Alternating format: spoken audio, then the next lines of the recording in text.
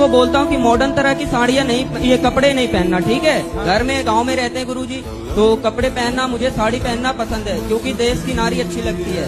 ये ना कि मॉडल बन के ये क्या न्यू डिजाइन का पहन के घूमना, वो सब भारत की लोकनीति नहीं है गुरुजी, ठीक है। यही सब टेंशन देख करके मैं दारू पीता हूँ। आपको ना थोड़ा इनसे मीठा बोलना है, प्यार से रहना, पति का दिल जीतो। बदतमीजी ये भी करती है तो मैं भी कर रहा हूँ। कितने साल की हो? तो आप इतनी जल्दी ब्याह क्यों कर दी?